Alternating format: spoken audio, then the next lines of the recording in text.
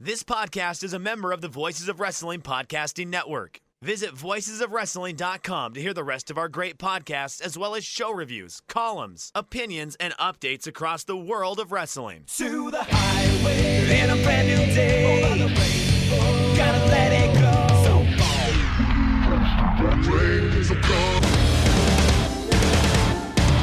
fast to finger down. Dance tonight together. He'll have me while the singing.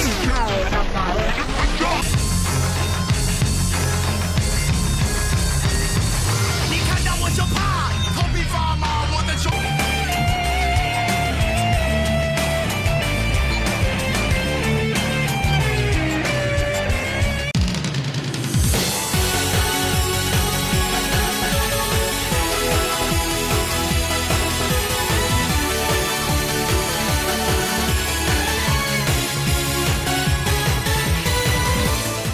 Welcome back to Open the Voice Gate for November 4th, 2021.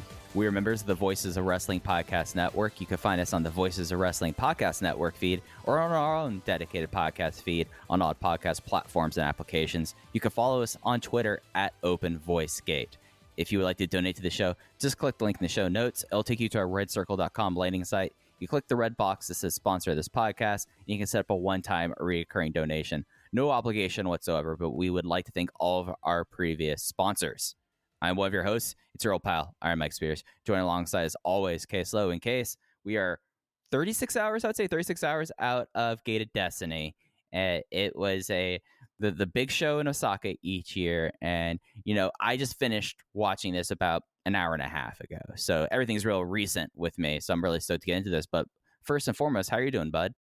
Mike Spears, I am in mourning today. I am not doing great, and that is because, and I will finally expand upon my thoughts of not doing great instead of shoveling it aside like I normally do, but that's because as of the time we're recording this, and granted, things could definitely change within the 12 hours between now and when this episode is released, but as of the time we're recording this on November 4th, 2021, Akira Tozawa is still employed by World Wrestling Entertainment, and I, quite frankly, am just devastated by that. Yeah, Black Thursday has happened. God, you'd think they'd give him like a little bit of time after that earnings call, but I guess maybe just like rip the Band-Aid off. And with all the names, Akira Tozawa noted that he crossed 5 years in WWE earlier this week, and then proceeds to see a lot of people let go, and he's still playing Ninja, doing 24/7 title stuff, I think. I mean, that's all I could really tell. He does have something to look forward to, Case, though. What's that? He can look forward to trolling King Shimizu's new Instagram account, one of his favorite pastimes. I've said it on the show before, and I mean it in the most genuine way possible. It speaks to just how talented Akira Tozawa is that a junior heavyweight Japanese wrestler who was brought in some form or fashion to be a featured act in NXT, who was eventually called up to the main roster, is still employed by the WWE.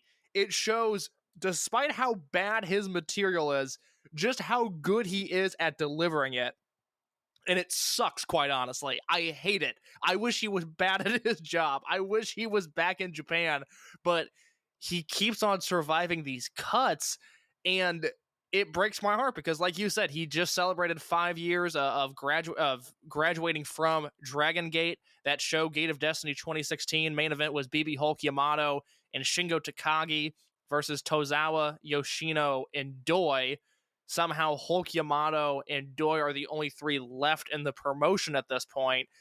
That's a very historic show, and that's one that I have not rewatched any of it since it happened, but it's an interesting show that I should probably go back and watch. The opening match on that show, Futa Nakamura, Hyo Watanabe, and Shun Watanabe versus Kaito Ishida, Takahiro Yamamura, and Punch Tamanaga. One of those names is not like the others, but that is a remarkable match to think 5 years later, Shun is in a featured match. He's a former Dreamgate champion. Ben K was in a title match. He's a former Dreamgate champion. Kaito Ishida's on the best run of his career. Hyo's on the best run of his career. And if it wasn't for injury, Takahiro Yamamura would be a star in some promotion somewhere in the world. It's remarkable what Dragongate has done in 5 years. I just wish Akira Tozawa was here to do it with them. Yeah, remember like this was probably pretty early when we knew each other. How much I was into like the idea of Watanabe, and Nakamura W2N. Like that was like a neat little class that they had. Of the three of them were constantly in trios matches together, and they had like a great dynamic because you had Shun as like the lanky guy, you had Benkei as just like the utter hoss that he is, then you had like Hyo just as like the spark plug there. Like that was like a really fun little like rookie group that they had for a while, and it's just like kind of remarkable to think of like that. We talk about eras, we talk about sea changes on the program a lot, but that really Gate of Destiny 2016, the further we get away from it, the further like I'm convinced that that was one of the like major touch points. Like of course the second split would probably be the bigger sign of transition there, but I mean at least like generational changes, like that was the in a lot of ways the end of the Big Six era, and the start of like the intermediate period before we had the Toru Kido led Dragon Gate coming out of May 2018. There's a few points I want to make to that because you're absolutely right.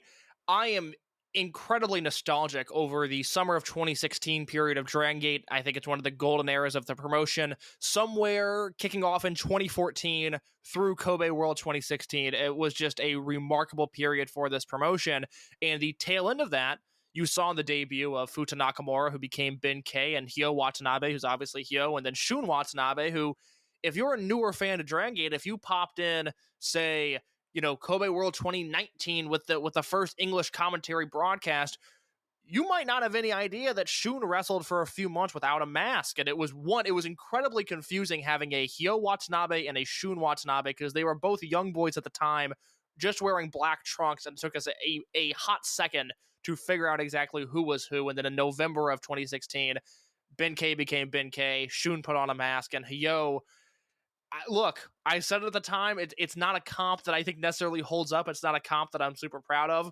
But there was a point in time, and this is right as Mike and I started to interact with one another, where we were comparing Hyo to 1998 Shima in Michinoku Pro in the early Toryumon days, because he had charisma that just felt ungodly. It reminded us so much of Shima. The way he moved around the ring at that point was very similar to a pre-peak era Shima. Has that comp necessarily worked out? No, it has not. But again, he's in a very good place in his career right now. That Gate of Destiny card is just a fascinating one to look back on. Let me pause right there. Do you have anything you want to add on the class of 2016 during this era of their careers before I move on? No, I don't. Well, I'm looking at this card now, and I remember that Eita versus Flamita Bravegate match, and I don't remember it being a great match, but I do remember it being a big deal that was happening, because this is still Flamita before he had any muscle. This is still in that golden era of Flamita's career, and this was Eita coming off the best summer of his life, and him as this Bravegate champion, and oh my god, what's this going to lead to? And for, at the time, I was like, well, this is going to lead to him being an awesome babyface champion and possibly a Dreamgate champion, and then he turned heel, and I hated him for the next year and a half, and now we're on a neutral setting with Eita. It's a love and hate relationship, but I like a lot of what he's got going on right now. And then you have these two matches here, the Triangle Gate match and the Twin Gate match, and I didn't necessarily anticipate to break down Gate of Destiny 2016 in full, but I do find these two matches to be interesting for different reasons. One, the Triangle Gate match was Horiguchi, Kanda, and Saito defending the belts against Cyber Kong, T-Hawk, and Brother Yashi, and Big R Shimizu, Masaki Mochizuki, and Peter Kasa. To pull a page from Norm Macdonald's playbook, Mike, why don't you explain to the folks at home who Peter Kasa was? So Peter Kasa was the last person brought in from WWN. He was actually from or he's from the neck of the woods I live in now. He's originally from Charleston. I think they built him from Folly Beach, which is like the big beach in the state. But it's something that like incredibly jacked, does not have a body type dissimilar to modern wrestler Rex Steiner, aka Braun Breaker, could flip like crazy, and that was something that was a little scary because he could flip like crazy. Ultimately, he became the last member of Monster Express, and he sadly, because of WWN reasons, Gabe renting or borrowing a cheap ring. He had his career ended in a match against Keith Lee in San Antonio, Texas, and now he is a firefighter and also acting in area TV shows. He was on Vice Principals, most notably. Oh, hell yeah. So, yeah, like he was someone that was like, he was like a touch point for a while, like he was, and it was something that was kind of like remarkable. Like he was very much a Shima guy, like jacked as all get out, does flips, does like throws, like he was a Shima guy, and he was someone that like was kind of like the last person brought in due to WWN. Which is an insane thing to think about when you consider that lineage and you're, to some degree, Pac, and then obviously Ricochet, Rich Swann, Brody Lee, all these people that were brought in because of Gabe, and that list ends with Peter Casa, which is just a bizarre thing to think about. But I always like when his name pops up just because it's such an, oh yeah, that guy. And then there's the Twin Gate match on this show, which, to your point of this show really representing the beginning of a change in era, it was Shima and Dragon Kid beating Kagatora and Susumu for the Twin Gate belts. And this reign kicked off the last important thing that Shima ever did in Dragon Gate. They held the titles for an entire year, and then Dragon Kid got hurt, so they never lost the belts officially. And this was it for Shima. Once he removed himself from the Twin Gate scene, he pieced out at the start of 2018, and we were all like, well, this is kind of odd. I mean, normally Shima's around, but I guess he's just sailing the world doing Shima things, and boy, come May of 2018, that turned out to be true. Yeah. So like this is like a interesting touchstone card, and it's kind of fitting to have that touchstone card be 5 years ago when, now we're 36 hours from Gate of Destiny 2021, and just like how different the promotion is, but in a lot of ways how same the promotion is as well, because who was the champion at Gate of Destiny 2016 case? It was Yamato. And who was the champion coming out of Gate of Destiny 2021? It was Yamato. Exactly. On tonight's show, we're going to be talking, of course, about Gate of Destiny 2021. By the time y'all are hearing this, most likely the November Korakuen will be underway. It is a rare Friday night Korakuen for Dragongate, who traditionally does, Thursday evening, but not like late. So it's, just with schedules, we'll review it in full next week. But Case, I guess just like right off the top, your overall takeaways. I know your review was just posted at voicesofwrestling.com, but like your big takeaway from, or your big takeaways, plural, from Gate of Destiny 2021. LEC Cleanpa presents Gate of Destiny 2021. I just did the when you mentioned the sponsor's name, I instinctually did the Mochizuki Mochi fist pump as I'm sitting at my desk here. I think that is going to be our new thing with the Cleanpa sponsorship. This was an incredibly on-brand show for Dragon Gate in 2021. It wasn't spectacular. I don't have any match of the year contenders coming out of this.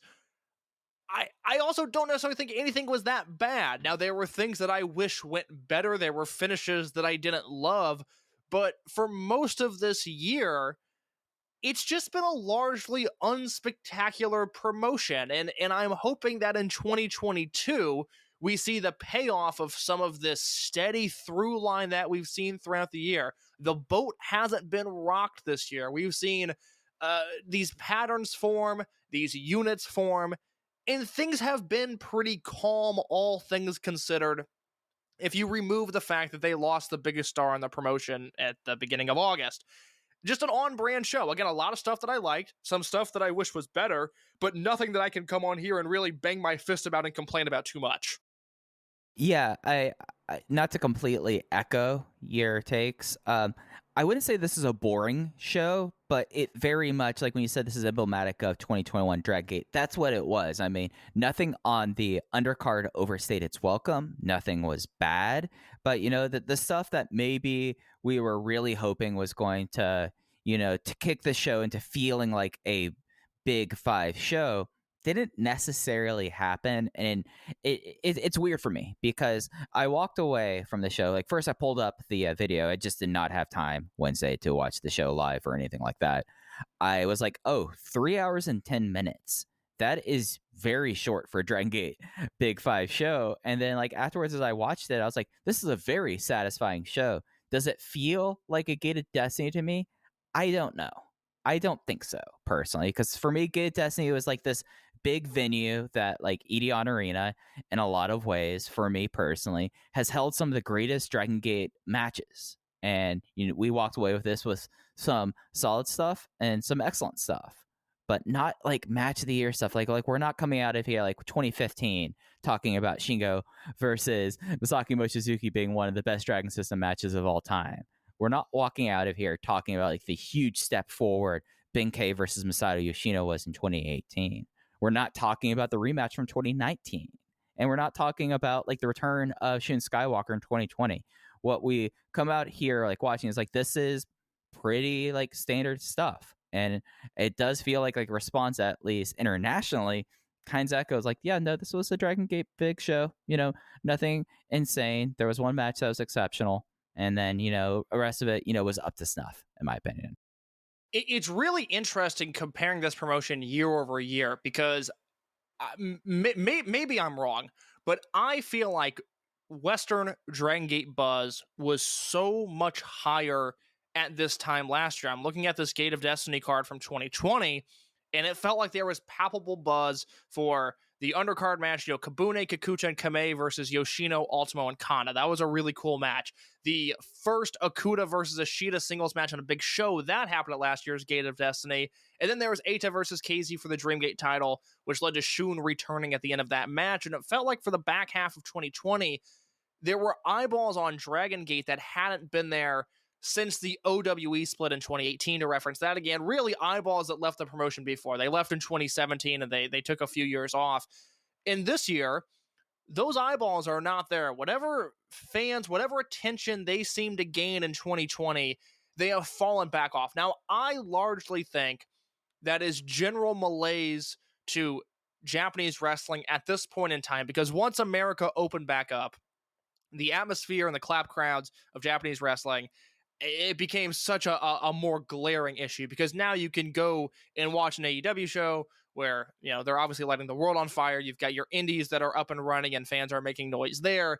And it's hard to go from that sometimes, even for me, to go from a packed AEW show where fans are on their feet and clapping and cheering to a Kobe Sambo Hall crowd, which is a little bit more dire. But the other thing about this year is that outside of a handful of Shun Skywalker matches and obviously SB Kento versus Jackie Funky Kamei, which I do think that got more buzz than the typical Dragon Gate match, yeah, I mean, Voices of Wrestling didn't have a group preview for this show. Now, part of that is because it fell on a Wednesday, and for a preview, just with the way logistically Voices of Wrestling previews work, that's a tough day to get out a preview. We probably should have worked a week ahead on that, but it's weird. There's not a lot of eyeballs in this promotion right now, which is always frustrating to me, because I feel like a lot of things that fans ask for from wrestling, and obviously co-host of the Dragon Gate podcast, a little bit biased, but I feel like a lot of things that fans ask for in wrestling, Dragon Gate delivers on, fostering young talent, great matches, interesting storylines, and a really unique generational war that's happening,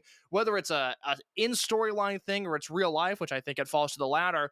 I think it's very interesting, all of the different age groups that are vying for the top spot in this promotion right now. I don't know of any other promotion in the world that's going through that. I think that's incredibly interesting, but it is not resonating with the American fan base as a whole.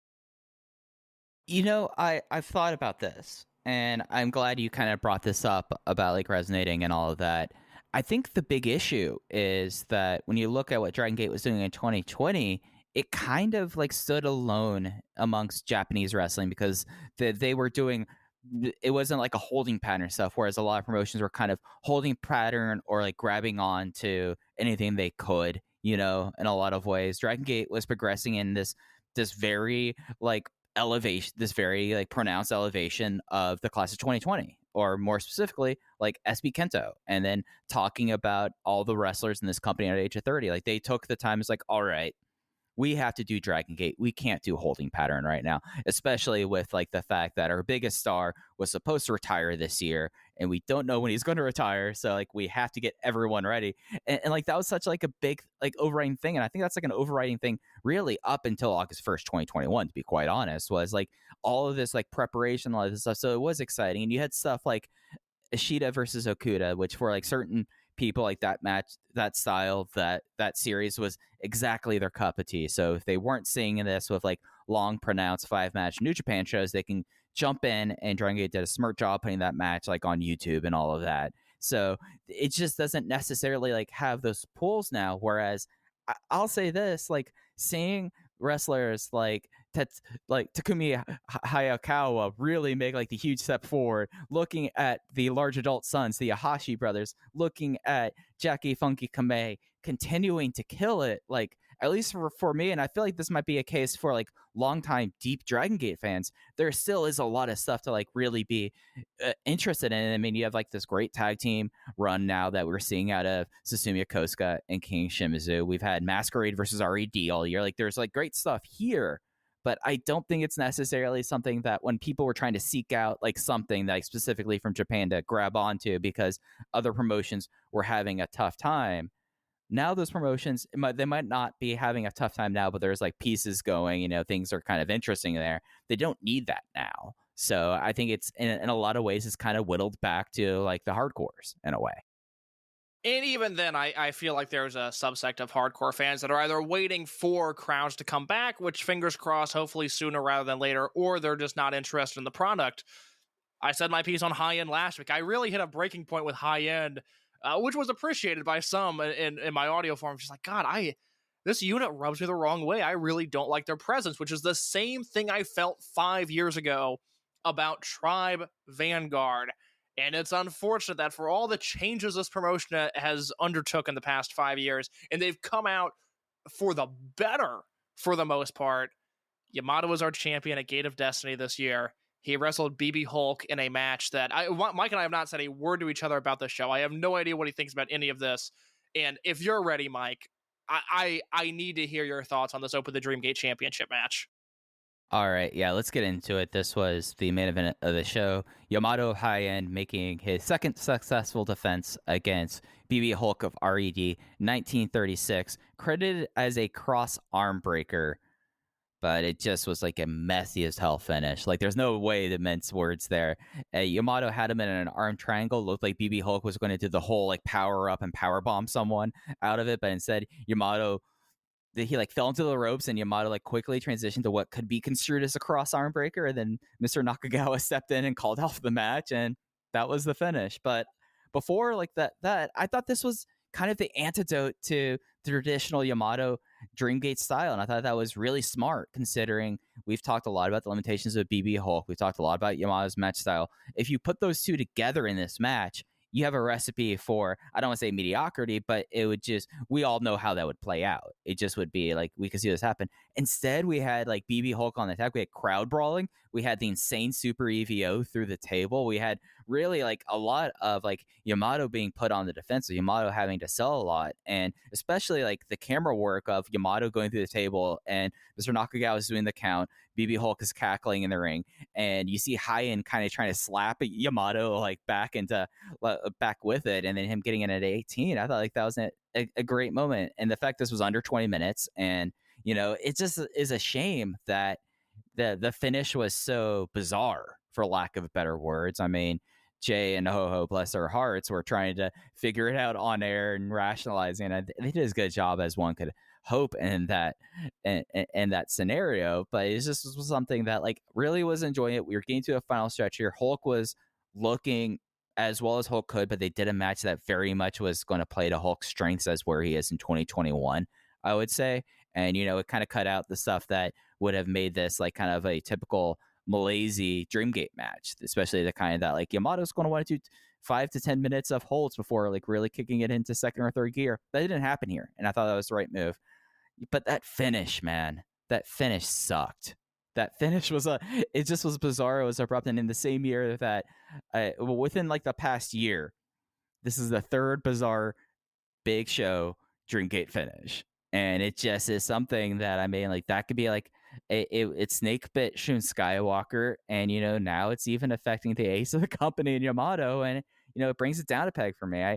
It was something that like if I believed in going with like 8th stars, I would make this a 3 7/8 stars match, but 3 3/4 to be honest.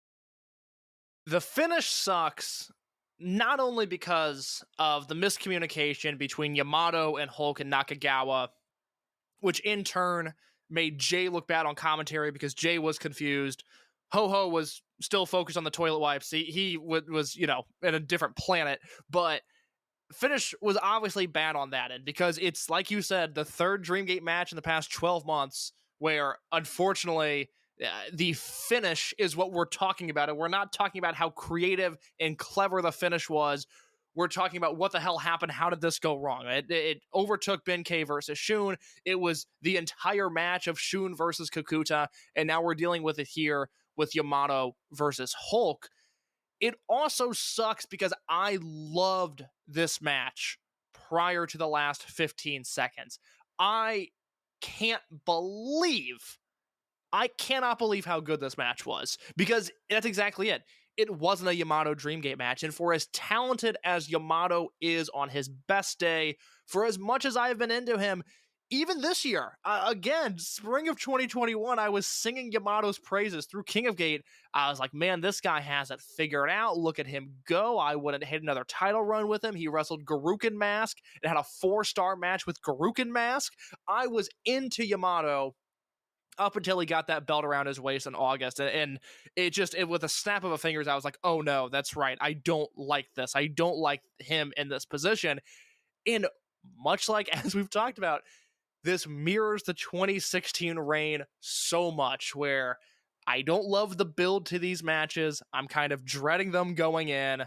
And then much like the Tozawa match and the Doi match and the BB Hulk match, and then when he finally lost the belt to Mochizuki, I didn't like those builds. I wasn't into it going in. And then he had an objectively very good match. Now, you obviously have in that 2016 reign a Cyber Kong match, a cage match, and a very bad T-Hawk match, given that it was the main event of Kobe World 2017. That really soured my feelings on Yamato at that point. But I loved that this match with Hulk did not feel like any of those matches. I've never seen a Yamato Dreamgate match like this, where he took so much punishment.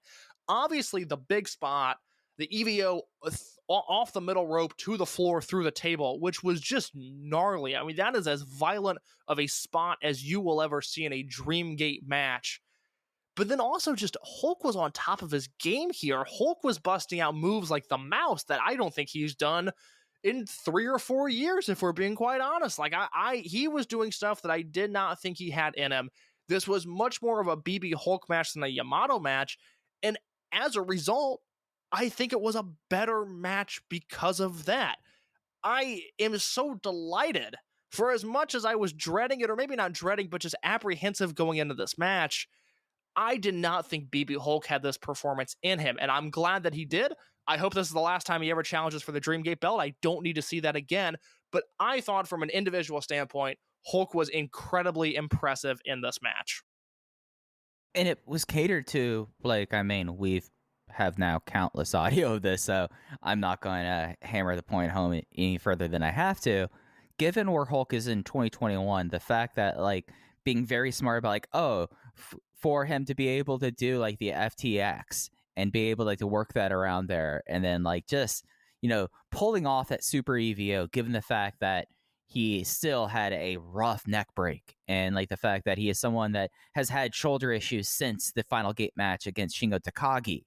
And you're just like, oh, okay, here. And then, instead of countering that with, like, the usual grappling you see out of Yamato, he decided, like, oh, okay, I'm just going to do a whole lot of go to hospitals and drop kicks here. And it worked really well. It worked really, really well. And even, like, the fact that, like, Hulk pulled off a Galleria with it, I was like, oh, okay. Like, clearly, like, one of the big issues that with, like, Yamato as an ace is that Yamato never really had the generational rival, because you always had BB Hulk attached to Shingo Takagi, Doyoshi, and Tozawa was kind of like his own thing. So, like, there was never really a chance for him to have, like, his big six rival. So, like, the ability to make this into somewhat of a rivalry and try to, like, kind of do like this, like, they were doing their part at some level to make that happen.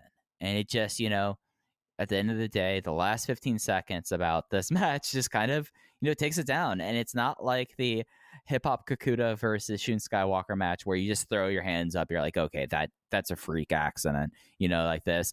And it's not something like the Benkei thing where, again, freak accident. This was just, I don't know if it was miscommunication, getting too, adventurous for yourself at this point, or just like someone slipping for lack of any explanation here. Like it just came off as weird, and it made like the conclusion of the show and the fact that we already have our next Dreamgate challenger coming up feel very stilted. And it's just one of those things that's such a bummer that like this has been something that this isn't like the first time we're talking about. This isn't like when we were talking about Benkei getting concussed and we're like, you know what, like, hey, like in the moment everything's happening, boom boom boom, like you can go back, listen to the audio of that.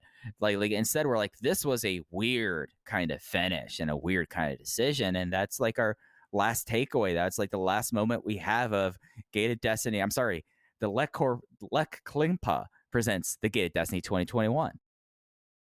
The best thing I can say about this match, and I mean this as a genuine compliment, is that they got as close to they could possibly get to me believing that there was a percentile chance that BB Hulk could possibly win this match. I was never in fear that YAMATO was losing, but they did a really good job of convincing me that in some far-off foreign universe, BB Hulk could have won this match. I thought the work was that good. Had the finish been executed any degree better, I would have gone 4.5 on this. As it stands, took off a quarter star because of the finish. I went 4.25. Delightfully surprised by just how much I enjoyed this match, because I really did not see any possibility heading into it that this would land on my spreadsheet, and by the end of it, it did. Yeah, for me, it just was something that, like, it would have landed on my spreadsheet if the finish was clean, but it wasn't, but it's also something that I think that I did not read your review until, like, literally, like, 10 minutes before we recorded a case. So, like, it wasn't just that you were left in the dark about my views. I was left in the dark about yours as well. And I think maybe we have some differing perspectives on these, like, matches, but I feel like we both kind of came off of the way, like, this is a match that really could have been like the solid foot forward and really exceeding expectations, and sadly it just did not come off that way. Any more thoughts you have on the main event before we go through the rest of the show? Let's talk about this Twin Gate match.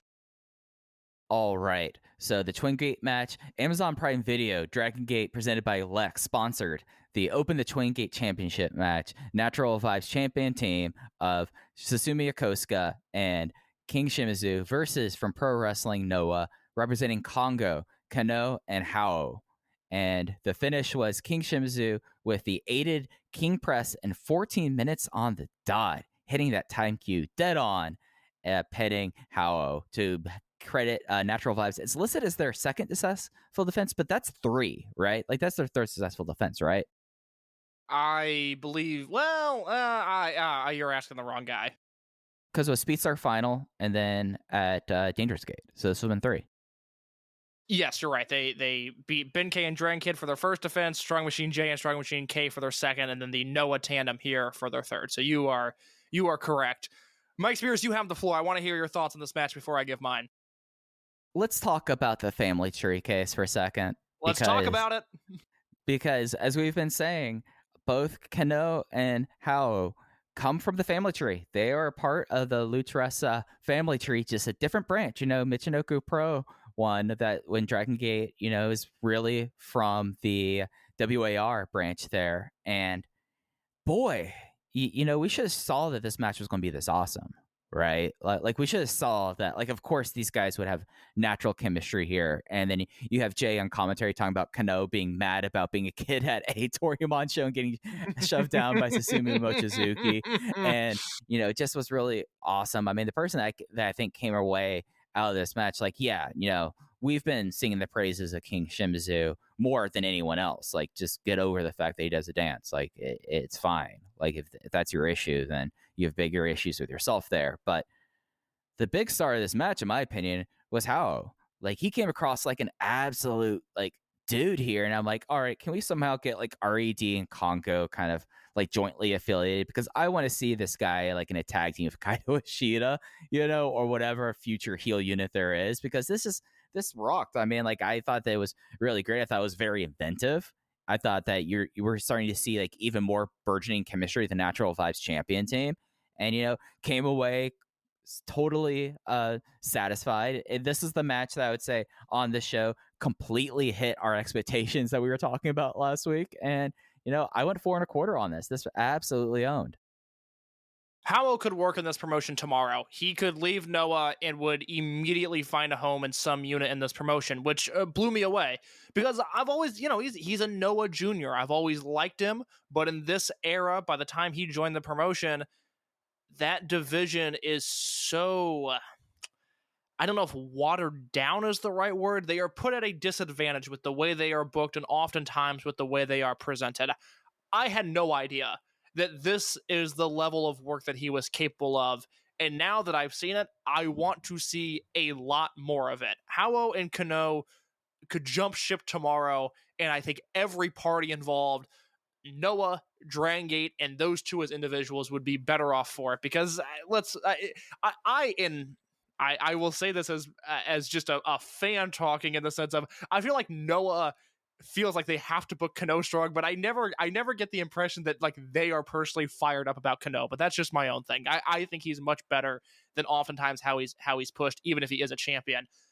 They were excellent here, and I knew that both of them, and Kongoh in particular, would work incredibly well with Susumu Yokosuka, because Susumu Yokosuka is the Tim Duncan of pro wrestling. He is forever underrated. He is really, truly, I believe, one of the greatest of all time, and no one pimps him harder than I do. I had him in my top 25 when we submitted our greatest wrestler ever balance in April of this year.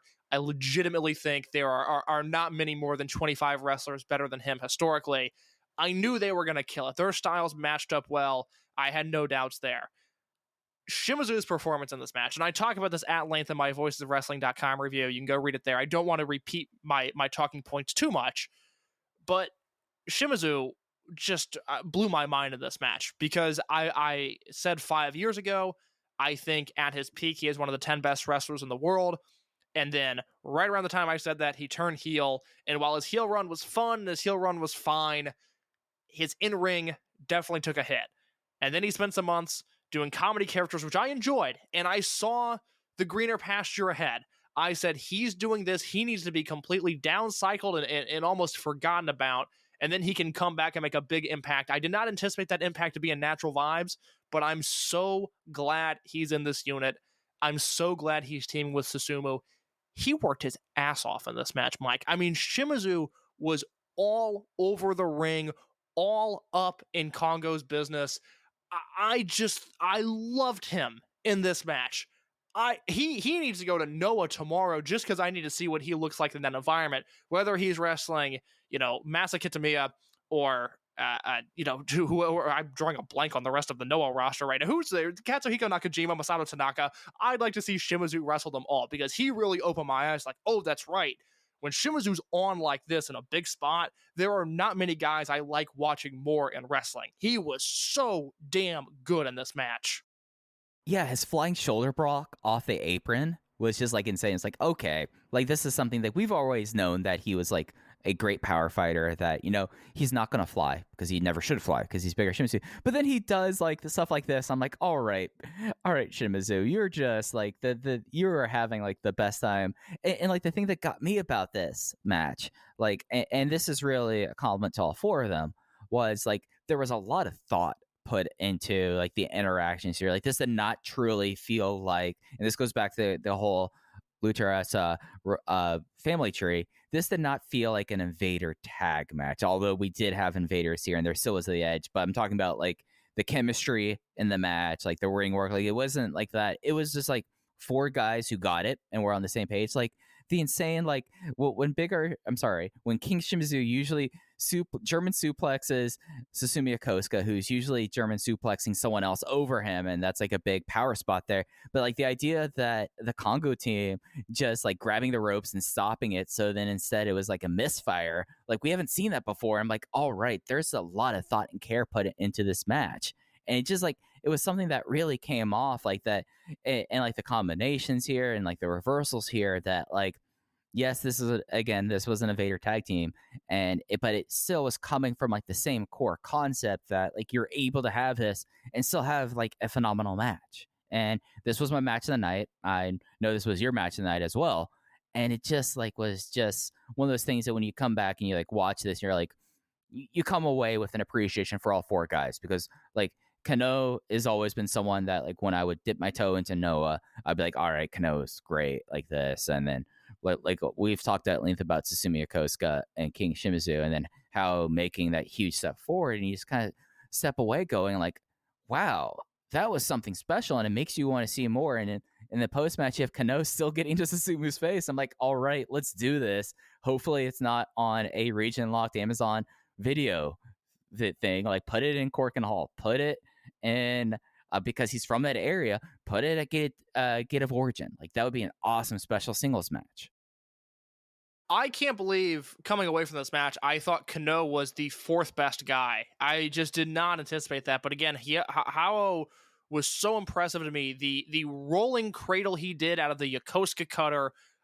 I mean, I'm sure over the last 20 years someone else has done that, but I've never seen them do it the way he did it. And he got a lot of respect in this match. I'm 99% sure. Unfortunately, I don't have the exact name in my notes, but I'm pretty sure it was Hao who got hit with the pop-up Jumbo no Kachi, which didn't fully connect, and then kicked out of the Yokosuka cutter, which is a legitimate finishing move. And he kicked out of that. He got a lot of respect. Going down the stretch, this is I was not able to watch the show live, but this is the one result that I didn't know ahead of time. And I wasn't sure who was going to win this match. I really, there was a part of me that thought the Noah team was just going to be able to survive and eventually overcome the Natural Vibes duo, which would have been very exciting. But this finish was so strong. This match was so good. I have absolutely no complaints. If you're listening to this and you have not seen this tag match, go out of your way to do so. 4.5 stars from me, my match of the night. And long live this Noah Dragongate relationship. We're obviously going to get a follow-up on this Korakuen Hall show that will be concluded by the time most of you listen to this. Dragongate's, they're so weird. They're so specific in what they do that I personally don't see the Noah relationship lasting an incredibly long time. That's just not the way Dragongate has ever done things. But right now, I love the relationship, and I hope it continues. Absolutely. And because I didn't say it up top, this show will be up on the network until the 10th. So you'll have time. There's a lot of Dragongate stuff because they're going to go dark after Korakuen for several weeks. So there's stuff to catch now before it goes away. The third title match on the show is the Open the Dragongate Championship match. This was the RED champion team of Eita, Kaito Ishida, and Hyo versus the high-end challenger team of Dragon Kid, Benkei, and Kagetora.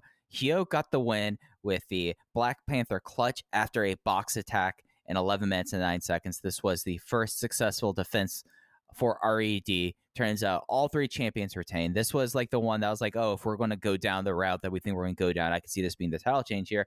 Nope, RED wins. And to be quite honest, I'm happy RED won because I just don't feel this high-end team did not feel cohesive, whereas this RED team, like showing like chemistry coming together with this, that kind of, I felt like that was the high point of this match, was the fact that RED, this champion team, really seems to like be working very well together, whereas the high-end team feels like three guys together. Yeah, I can only echo what I said last week. I'm not into this high-end team at all. I'm very glad they didn't win because I had a moment of panic followed by a severe long moment of dread last week when you talked me into high-end winning this match. I'm very glad that didn't happen. I have no use for them. I thought the match was okay. A lot of heat on Dragon Kid, which, fine, he sells well. I do think Benkei looked really good down the stretch. A few of his moves really connected with me. I guess I want to get your thoughts big picture, and we can talk about this now because we didn't really talk about it after the Dreamgate match. Benkei versus YAMATO is headlining Gate of Origin. I want a temperature check on that match, but before that, big picture, Benkei. We're 2 years removed from him beating Pac for the Dreamgate title. We're a year and a half removed from him changing his look on every single show and kind of worrying us on a personal level. He's now in high end. What are your thoughts on Benkei, just where he's at in his career? I mean, he is the most peculiar person on this roster, right? like he gets the big win, Pac's first fall that he drops in almost 2 years, and it feels like that there was like a real moment there that they were going to go really full court press with the guy. And then, you know, I mean, Dragon Gate's primarily a talking promotion, you know, like everyone, like especially for the international fans, like you're attracted by the luchador like ring work or like the evolving style, and you know, like people who perform the art perfection in professional wrestling. And it just, you know, Benkei couldn't stack up there.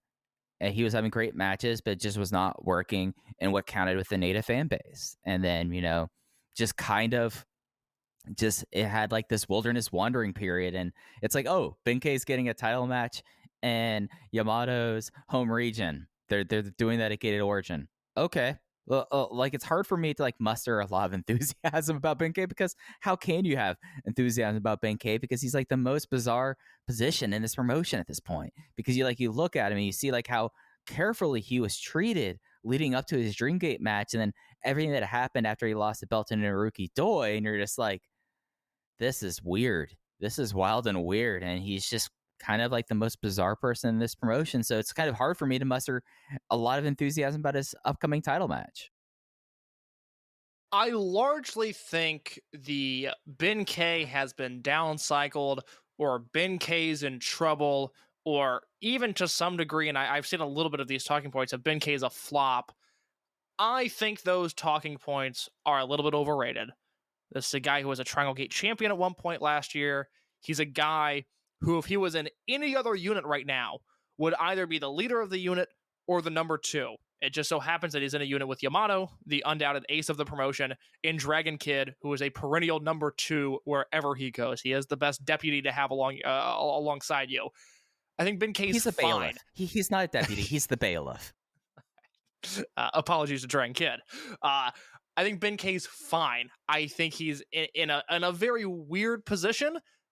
I would love to know if that is because of the promotion maybe having heat with him or whatever, because again, he's a weird guy, and I don't exactly know what goes on backstage with him and the booking committee.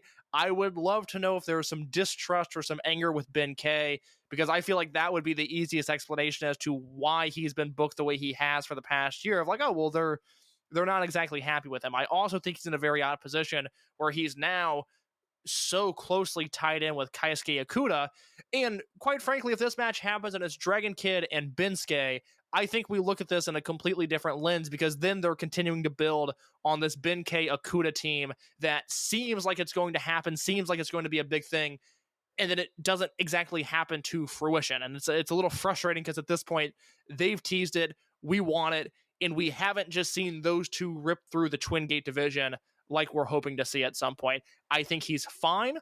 I think all it takes is one spear and one Benkei bomb, and he's back to being a credible main event threat. In a way, he's now in the position that I talked about with Shimizu a year ago, where I think he's being purposefully de-emphasized, and it just takes one. It just takes one big match with him to have him turn it back on and have him be a credible challenger going forward. It's going to be very interesting with this Gate of Origin build, because they have the Korakuen Hall show, which I expect him to do big things on that show. I kind of expect him to just run through and destroy Yamato. And then they have a Kobe Sambo Hall show 2 weeks after that, and then it's Gate of Origin. So unlike the BXB Hulk versus Yamato match, where Hulk was on TV constantly with Yamato, and we got to see him beat Yamato in all of these various ways, with Benkei, it's going to be quick, and I actually think that works to his advantage, to not see over and over and over again him spearing Yamato, him powerbombing Yamato, him beating Yamato.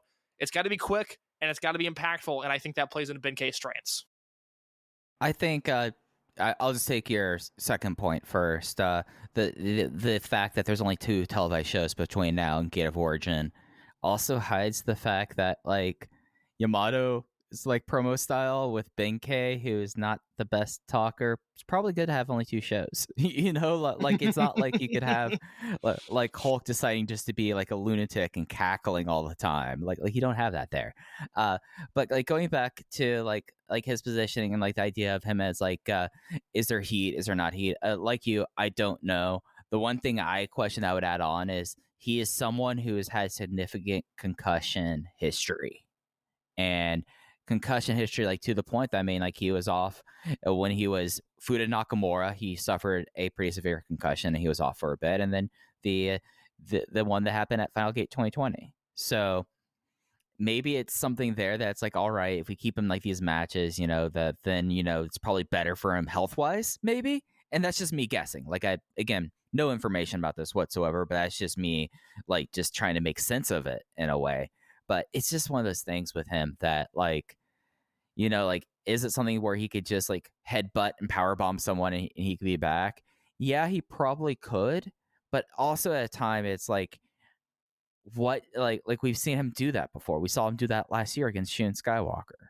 So, like, I don't, it's something where, he's someone that, like, it's probably the worst thing to happen to him, other than the fact that he's now getting a Dreamgate shot, is the fact that Keisuke Okuda has the moving injury from his knee to his elbow, because it does seem like that him in a triangle gate with him and Dragon Kid and Bensuke, and then, or him as the Bensuke team, like, all we really want is the two of them to kick ass and to do like the bro, like, handshake, where they both grab each other's fists, like grab each other's hands, like the end of like Rocky 2, right? Yeah, it's who we are. It's who Mike Spears and I are. It's who Benkei and Keisuke Okuda are. I will say this: it's like we are Ulti and the Sponge mascot. Like that's who. Oh my that's god, those what we want pictures!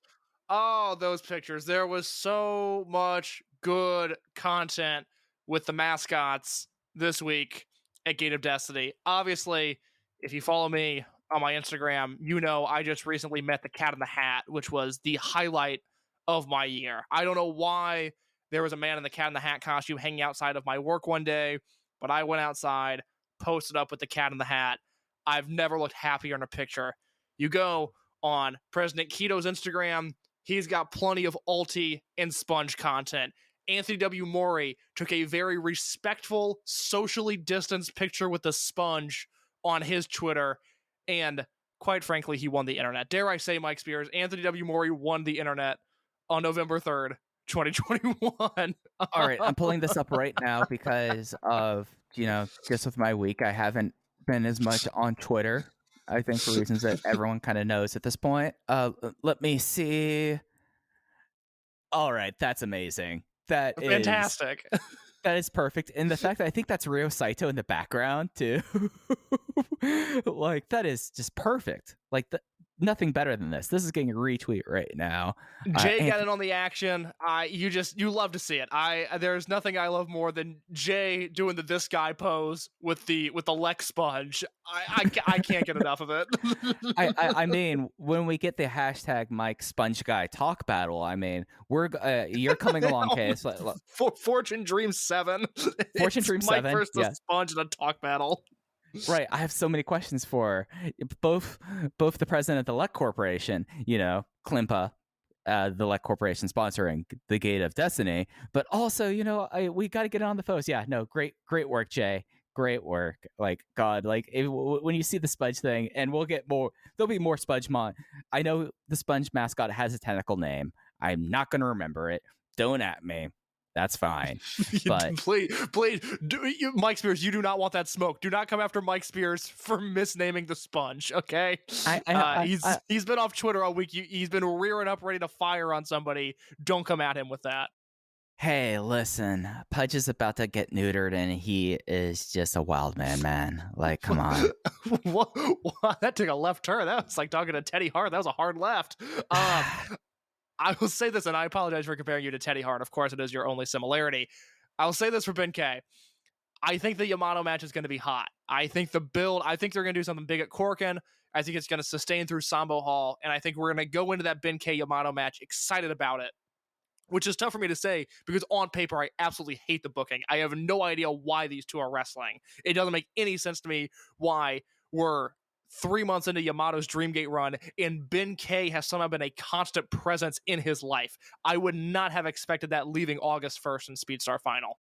Hey, Benkei could be a constant presence in our life. I mean, like, he would throw pizza parties at the Dragongate Dojo. You know, man, like no, he's okay. Great. I have no, why he's teaming with Yamato. Why? What in the Magnum Tokyo bullshit is this? Where all of a sudden it's this inter-unit fighting? It just doesn't make sense. I'm so confused. And even it's not like Ben-K challenged him in the ring. It was a backstage promo where Yamato was like, okay, well, I guess I'm wrestling Ben-K at Gate of Origin. We're like, oh, I guess you're wrestling Ben-K at Gate of Origin. Okay. Yeah, just sure. Why not? That's what we're doing. Let's go with it. Any other like big thoughts about the match? Like we had another errant powder attack by Hyo. Dragon Kid got some distance being thrown in the air. Dragon Kid was the glue in this match, and I actually kind of really like this RED Triangle Championship team. Like, and I know it's going to lead to something, and I just kind of dig like the idea of like Hyo. Like there was like the moment where I forgot who it was. I think it was Kagetora who was sent outside, and Kaito Ishida was on the apron, and Hyo pointed to him, and Kaito Ishida ran and did the apron kick. I was like, hell yeah, this is the kind of stuff I dig with this. But like the rest of the match, I mean, it was kind of there. Yeah, that's exactly it. It was just kind of there. I'm with you. I love this RED trio. I'm obviously very excited at the prospect of RED ending, just because I want to see what that looks like and who goes where. But for now, I really like this RED trio, and I'm enjoying their Triangle Gate run. So RED versus Mad Blanky. Just going to put up here for lengthwise. Mad Blanky went 3 years, 5 months. RED now is at 3 years, 1 month. Or 2 months. No, 1 month. No, I was right the first time. So they're closing in on the longest and that's coming heel unit. And that's coming off of, Berserk and Antios, which, although they were different names, same color scheme, it's just, to me, that's the same unit. I lump them all in together. So again, I look at this as a unit that's now existed for 6 years. Yeah, because the heel lineage ended with Mad Blanky being disbanded. Yes. So like it was like a new thing. Like I mentioned on the show a few weeks ago, I started covering Dragongate for Voices of Wrestling July of 2015, and Berserk formed in August of 2015. I've covered this promotion for 6 years, and I have largely dealt with the same heel unit the entire time, which is not a complaint because, peak Berserk is the best thing this promotion's ever done. Antios is the worst thing this promotion's ever done. And RED, for the most part, has been pretty fun, but it's amazing to think when you lump those three lineages together just how long this red, black, and yellow unit has been in place. And I mean, you still had red, black, and yellow of Mad Blanky too. So I mean, like we just need some colors out there. Like we haven't had a green unit in a while. Like I don't think they'll do a heel unit green, but like we need some new colors on the heel side with whatever comes next. I legitimately want that, just because again, Matt Blanky, I guess the primary there was yellow, and I don't need to dissect color palettes with you. We're an hour into the show. It's that's a first 15 minutes conversation if there ever was one. That's first 15 minutes or last 15 minutes on a 2-hour plus show. But I am looking forward to a full, undeniable rebranding of a heel unit when it happens, which I think by this time next year we'll have accomplished that. But I'm enjoying the journey so far. I'm not in a rush to get to that destination. Yeah, that's entirely fair. Moving to the undercard, we had RED versus Masquerade, Shun Skywalker, Kota Minoura, Dragon Dia, and La Estrella versus Kai, SB Kento, Diamante, and Dia Inferno. There was a low blow and then a referee attack by Dia Inferno leading up to the Reptilian Rana. So Dragon Dia is credited with the win, and just building up the match on Friday, which some people are convinced that it might be the final confrontation. Other people on the broadcast are not. I'm not convinced as well here. But this was on the lower end, I would say, of RED versus Masquerade matches. But I mean, this was serving a purpose, so I was okay with it. So I'm going to disagree with you there. If this match would have had a clean finish, I would have gone 4 stars on it. Really? Okay. Oh, I loved this. It represented, again, and I thought Jay did a great job of pointing this out on commentary, of just how the RED versus Masquerade stuff has really carried this promotion this year. And I was prepared to say, okay, they finally had their match on a big show that I could point to and go like, yes, this is what I've been enjoying this entire year. Because I liked the differences between these two teams. Obviously, Masquerade, any combination of these guys, it's flawless execution. It's working as a team. It feels the way that I think, whether it's in Dragongate or in any other promotion, I think this is the way stable should feel in wrestling, is the way Masquerade has worked over the past year. This was like the RED Anarchy crew. These were guys that are just there to fuck shit up. There's not a ton of technique to what they're doing. There's just a lot of violence to what they bring to the table. And I thought that meshed in a way that was really, really exciting, because I think everybody in this match, Kai included, I thought they all pulled their weight. I thought they all did their part. I thought they all had moments where they could shine. That Shun Skywalker Cape Rana to the floor. Holy shit. I'm so annoyed at the lack of gifs in just all of wrestling right now. I understand you don't want to lose your Twitter account. I get it. I'm going to need somebody to gift that for me. I was very disappointed when I was putting together my review at voicesofwrestling.com and I couldn't find a gif. Mike, I know this is a passionate topic for you. I don't want to get off on this tangent, but my understanding has been Gaora is cool with gifts. Did something change and I missed that memo? I believe Gaora is still cool with gifts. I mean, it's something that Gaora, there's other things that Gaora is very DMCA heavy about, but I've never heard it about gifts. And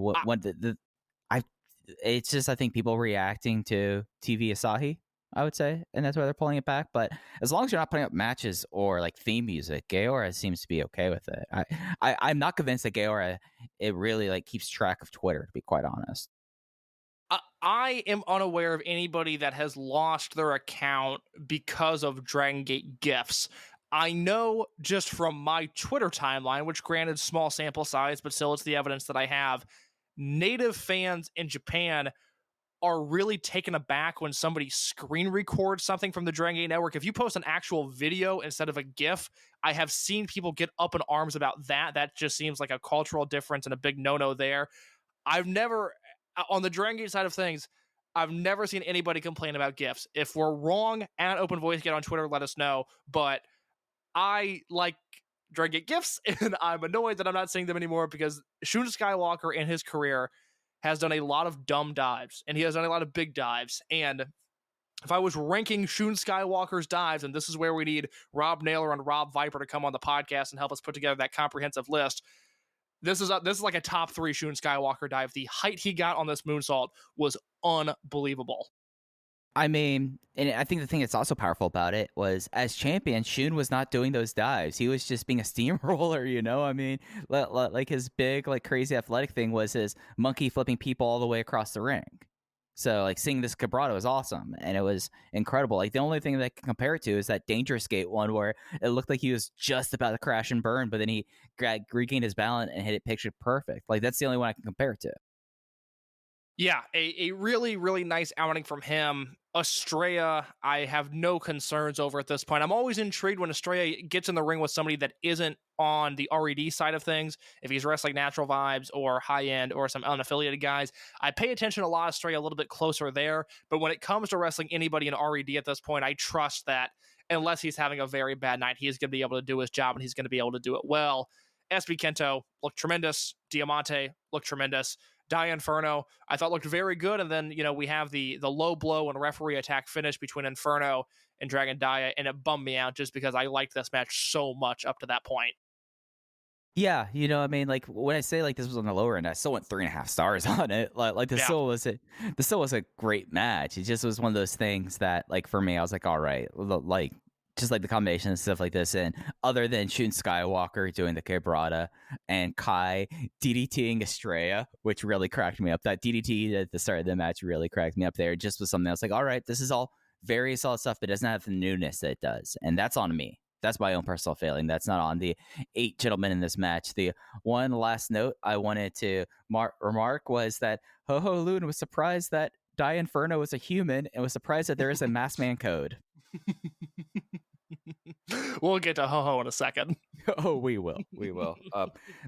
Moving down, we had the interesting rookies match on this show. This was Ultimo Dragon with the Hayashi brothers, Riki and Isha Nahashi, versus Masaki Mochizuki, Yasushi Kanda, so 2 longtime partners, I mean, dating back to 98, teaming with the newest debutee, Takumi Hayakawa. And it was Mochizuki getting the win on Riki Hayashi, so Takumi Hayakawa, first one of the class of 2021 to score a win, even though it was not his direct fall.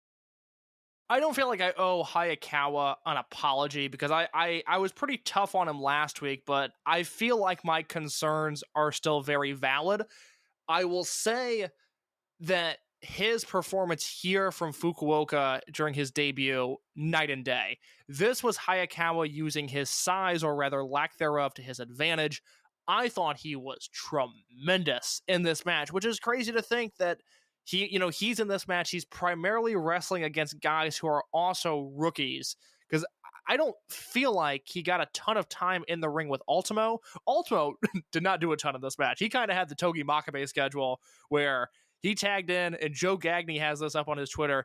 He tags in, Yasushi Kanda comes in the ring, Kanda goes to lock up with him, and Ultimo gives him the talk to the hand because he has to back up and have the crowd clap even more for him, which just a chef's kiss. That's why we love Ultimo Dragon. He was so in his element of this match.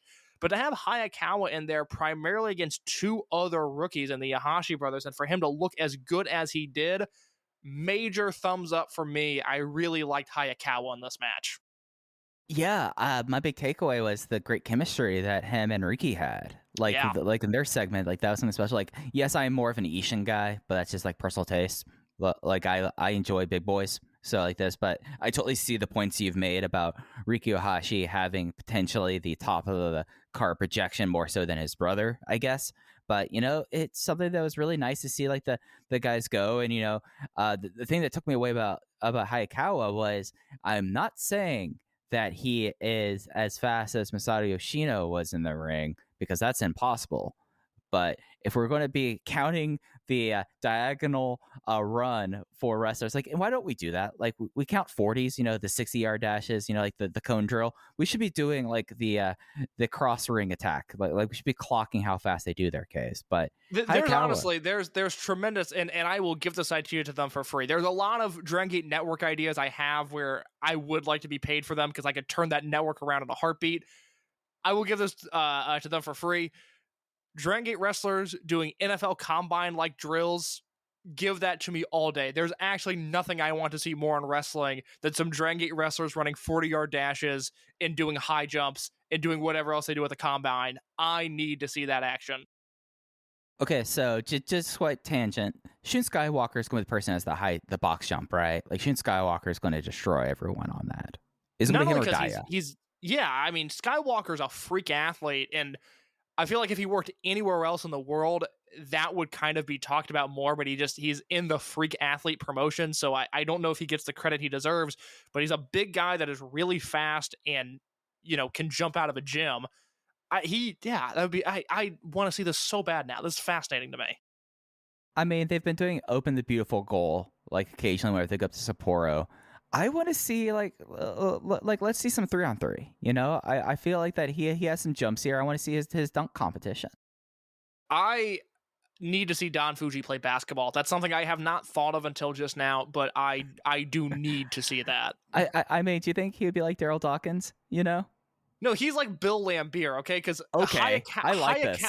Hayakawa is going to come to the paint. It's like, oh, great, I have a layup, and Don Fuji's going to chop him in the throat in the middle of a basketball game. It's going to be so painful. No, you're absolutely right. Yeah, no, he is the Bill Lambier. But I just want to imagine Don Fuji, breaking backboards. So Mochizuki's got a great bounce pass. He's the king of fundamentals. He wears the headband. He's just high socks. High socks. Mochizuki is there to play the fundamentals. He's giving you a nice pass. He's shooting the ball off the glass. He's not really into the current NBA. Mochizuki doesn't understand why you would shoot a 3-pointer when you can take a nice, comfortable 2. Why do we have to have all these fancy innovations in our basketball? I mean, I'll tell you this, though. He probably has like a 93% free throw percentage. Oh, from the line, he's like Steve Nash. Can't miss. Rick Barry style. He's going to do it that way. Now that we've fulfilled the rich crate quotient of the show, this rocks. And by the way, I just want real quick, one more. I hate to backtrack. Jason Lee is going to cross some dudes up. I guarantee you Jason Lee has handles, all right? If you follow that man on Instagram, you know he was pumped about the start of the NBA season. I believe, and I could be wrong, I believe he's a Golden State Warriors fan. Jason Lee is breaking ankles on the court. Why is this not on the Dragongate Network? Dragongate 3 versus 3 tournament. Book it now. We're going to do the Combine. We're going to be doing the 3 versus 3 tournament. We're going to grab all the old tapes of the baseball games they would do with the 06 Bulls. Like, we're going to put those up there as well. I mean, basically what I want to do is apply Rock and Jock and all of its fashions to Dragongate on the network. I mean, I want to see Jason Lee pull up and hit the 50-point shot. I think he could. I say this not joking.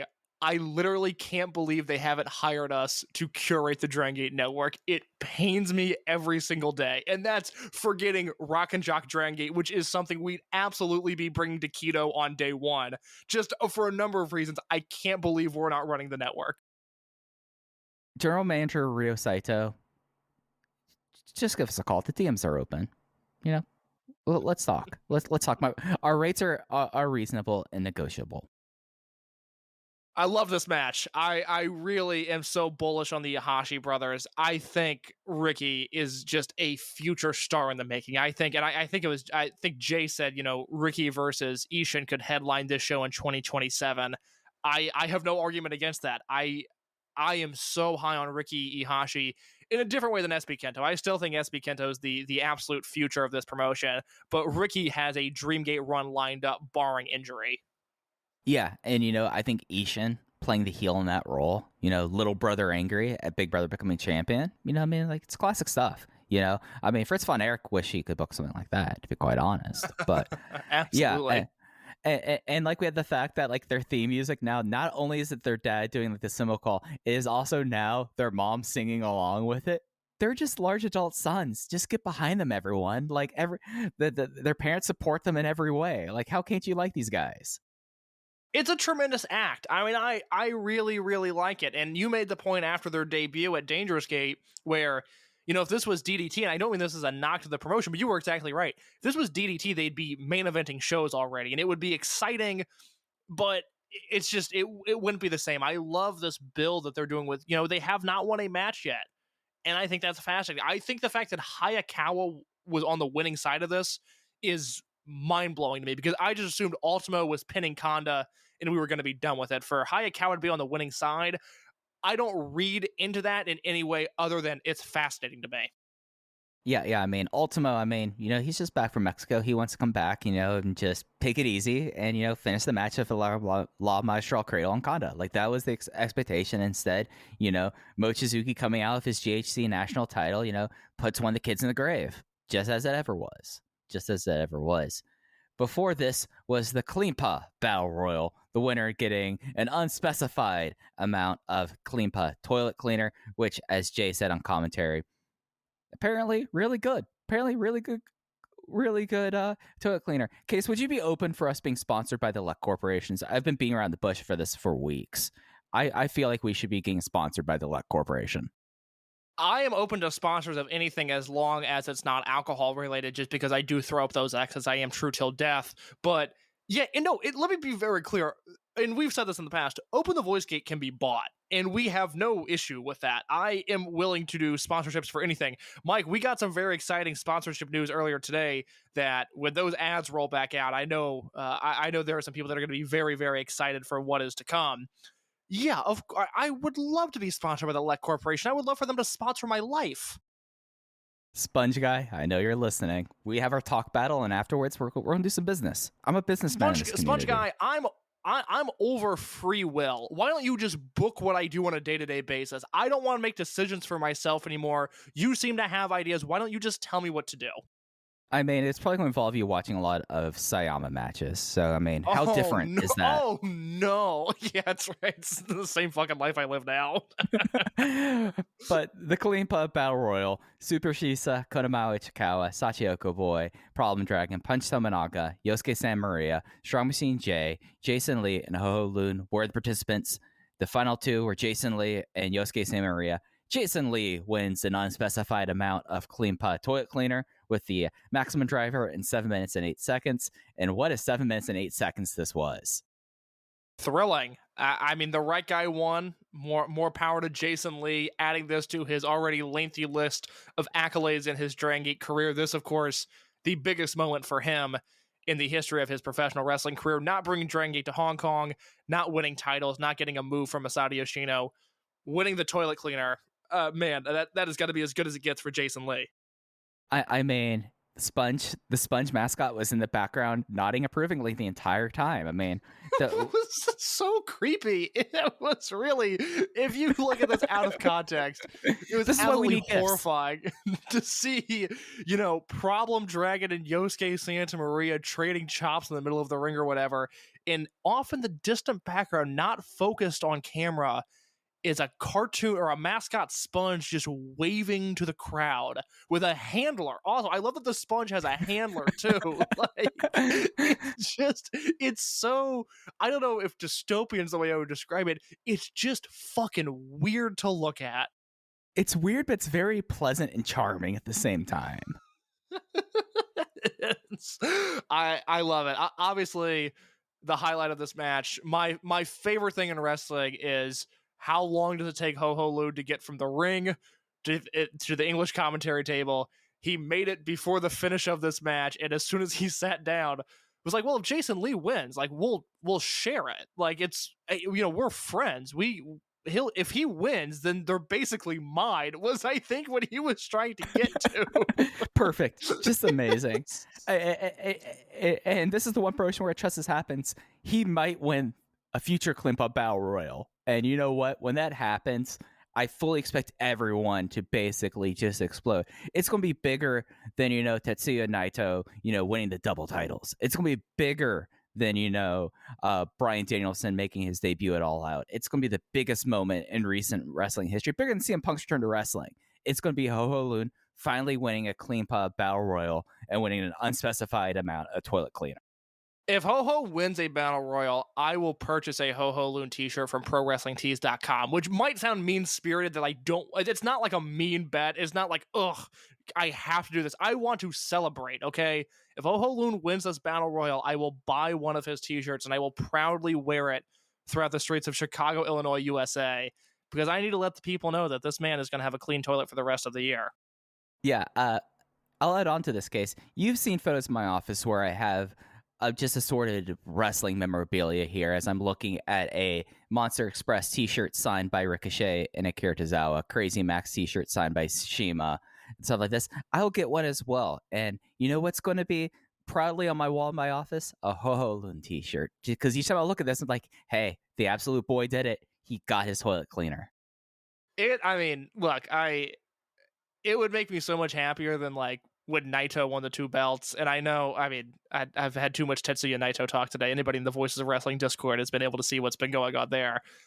Just, God, his entire... If Naito's entire fan base could just take a deep breath, I think the world would be a better place for it.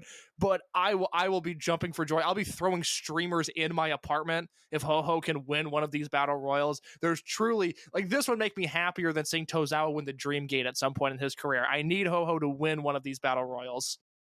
Now, let's don't say things we can't take back. Other moments of this Battle Royal, since there was an odd number of people, everyone faced off but Sakura Chikawa, and he was very indignant and mad about that. That was really funny. And then, we had Sakura Chikawa stuff happen. I mean, he's the best comedy wrestler of all time, so of course he did. Super Shisa did a Yoshi Tonic, and, that was something where it's like, man, I want to see you do some holds here. I know you and Amazing Red at the same time develop this move independently of each other. But, man, I don't want to see you do that. I want to see you tie someone in a knot now. But, perfect Battle Royal. Finishing stretch with Jason Lee and Maria was very good. This is the second time in the past month where Maria has had some extended period of time in the ring. And I've gone, oh, that's right. I like Maria. When she's not kissing people, she's a really, really good wrestler.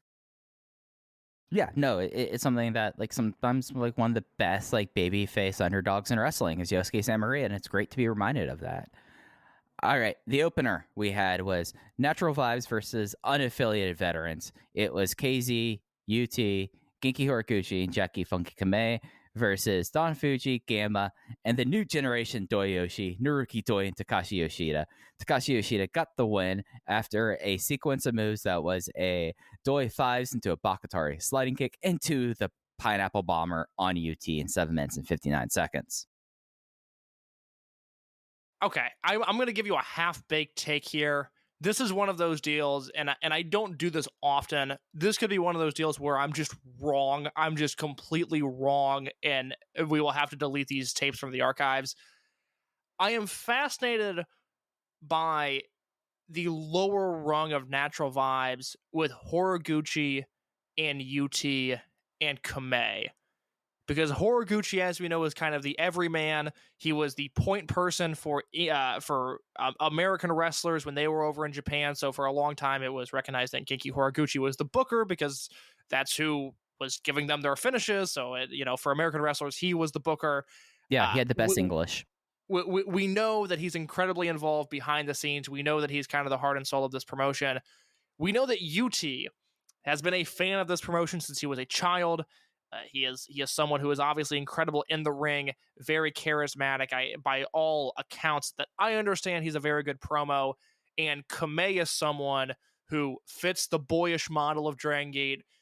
Again, my understanding is very good promo, very friendly. Seems like someone that if Dragongate had to send somebody out to do a PR appearance, I would have Kamei high up on my list of somebody that I would want representing my promotion.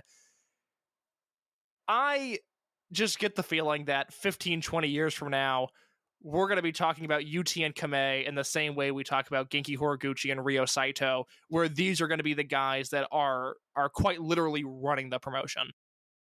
Yeah, and that was the point that I kind of developed off air. I forget if I said this during the SBK versus JFK match, that it's very pointed, the idea that Kamei is in a unit with Genki Horiguchi and KZ, because he's going to be in that vein, right?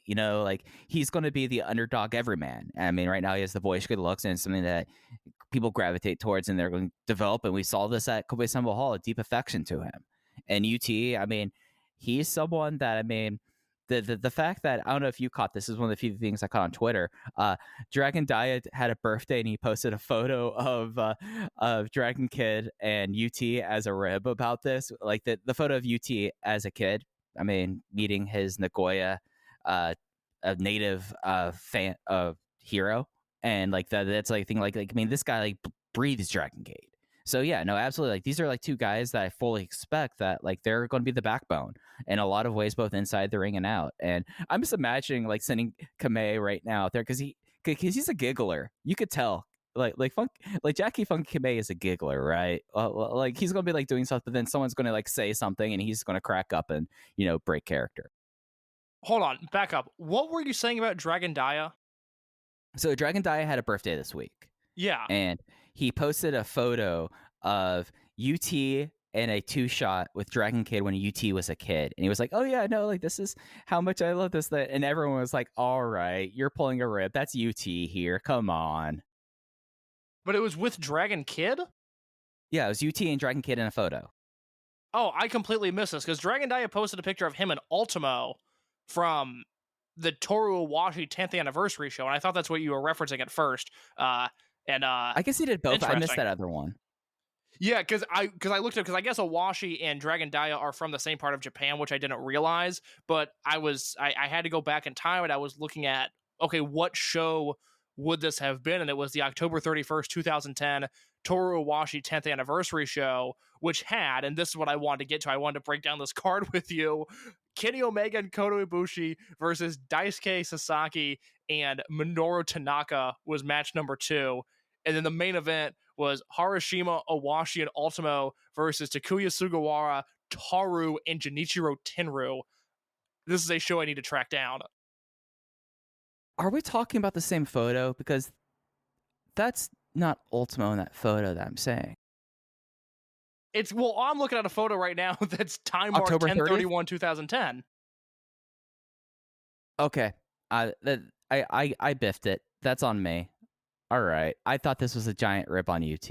I apologize. That's okay. We got to the bottom of it. You're a better man for it. Thank you for clarifying this. I mean, I'm becoming less and less a man of the internet, so I appreciate that. That's okay. It's I popped for a photo of Dragon Dia with Ultimo. I had no idea that photo existed until then. I was a big fan of it. Anyways, we were talking about this opening match, which I really liked, and you were hypothesizing about the future roles that UT and Kamei could have in this promotion.